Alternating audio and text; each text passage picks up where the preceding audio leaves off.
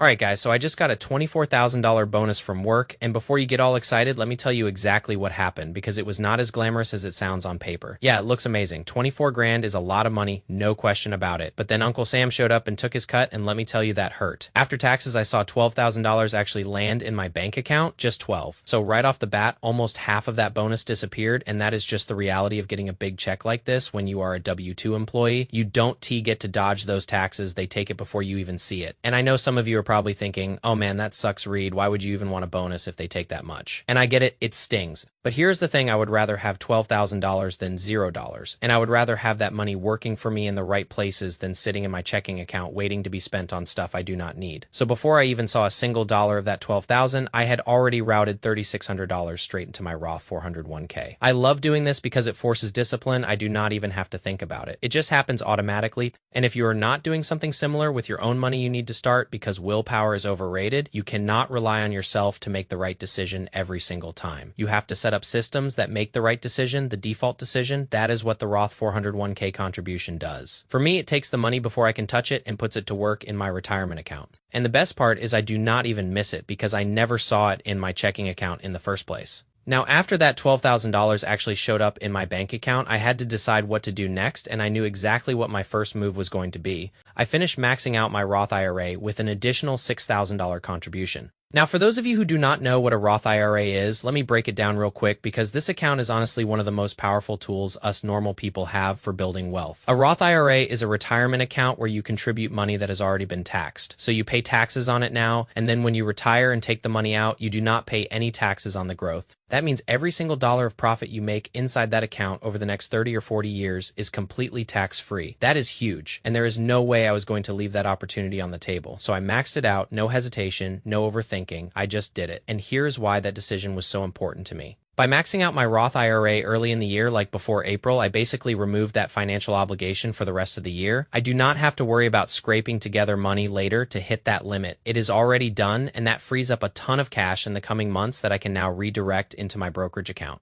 That is a big deal for me because my brokerage account is becoming more and more of a focus as I work toward building a more flexible investment portfolio. But there is also a mental shift that happens when you max out your Roth IRA early in the calendar year. You feel like you are ahead, you feel like you have momentum, and that momentum makes you want to keep investing. It makes you want to stay consistent. It is like starting a football game up 28-3. You feel unstoppable, right? And the key is not blowing that lead. Sorry to any Falcons fans out there. I know that one still hurts. But seriously, when you get that kind of early win, it changes your whole mindset for the rest of the year. You stop thinking about what you cannot do and start thinking about what you can do next. And on top of all that, I am actually excited to be putting this money to work right now because the market has been down. A lot of people get scared when the market drops. They see their ETF prices falling and they panic, they sell, they pull their money out, they wait for things to get better. But that is exactly the wrong move when the market is down. All the same ETFs that I always buy are essentially on sale. I can buy more shares for the same amount of money, and over the long term when those ETFs recover, I am going to be sitting on a much bigger pile of shares than I would have if I had waited. That is how you build wealth faster. You do not get scared by the dips. You take advantage of them. Now, after all that investing, I had $6,000 left in my account, and this is where things get really tempting. This is where most people screw up. They get a bonus, and they immediately start thinking about what they can buy, a new car, a fancy vacation, a bigger television. Maybe they go out and treat all their friends to dinner, and before they know it, that money is gone, and they have nothing to show for it. I have been there. I know exactly how that feels.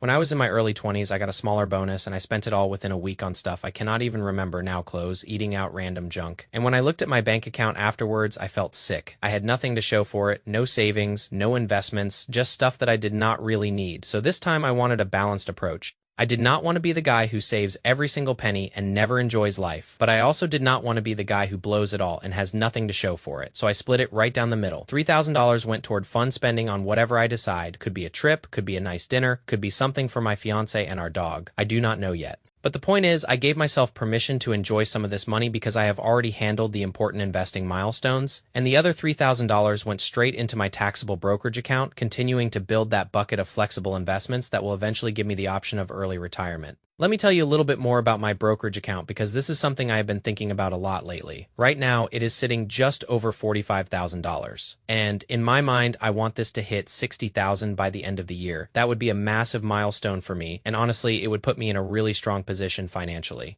But I am also trying to balance this with real life because my fiance and I are saving for a wedding right now. And if you have ever planned a wedding or helped pay for one, you know, it is expensive, like really expensive. So that $60,000 goal is definitely a stretch. It is something I am aiming for, but if I come up a little short, it is not the end of the world. Me and my fiance are prioritizing experiences and saving for the wedding as well. And that is the bigger point here. All of this is not about hitting the perfect investment numbers overnight. It is about taking advantage of a good opportunity when it comes your way. The key thing with getting a large bonus like this is not letting lifestyle creep sneak in and steal what could have been a massive step forward for you financially. And this is exactly how people stay stuck. They get a bonus or a raise and the first instinct is, what can I go buy? Instead of, how can I use this money to earn my financial freedom through investing? That is when you see people upgrading their cars, increasing their monthly expenses, locking themselves into a lifestyle they cannot actually afford. And then they wonder why they are broke, even though they are making more money than ever. That is not going to be me. I have been broke before. I have been that guy living paycheck to paycheck with no savings and no plan, and I never want to go back to that. If you slow down for just a second and actually think about the trade-off, it becomes really clear why investing is the smarter move. Let me give you an example. That extra $6,000 I just put into my Roth IRA with this bonus. I can literally project what that turns into over time. When I run it through a compounding interest calculator at a conservative 7% return to account for inflation, instead of the typical 10% return you would get from the S&P 500 here, is what it looks like. Just $6,000 invested today will turn into over $55,000 in today's purchasing power by the time I am 60 years old. $55,000 from just $6,000. That is the power of compounding, and that is the shift I want you to start making. Instead of just seeing what something costs you today, start seeing what it actually costs you in the future when you give up that compounding effect. So yes, I could have had an additional $6,000 to go spend on whatever I wanted. A new gadget, a fancy vacation, a nicer car, but I see that $6,000 differently. Now, I see it as $55,000 I would be giving up later. And when you put it that way, the choice becomes a lot easier. Now, that does not mean I never want to spend my money. And I do not want you to sit at home cooking up spreadsheets all day and never spending a dime either. That is not realistic, and it is not the life most people actually want to live. I am a big believer in enjoying the present too.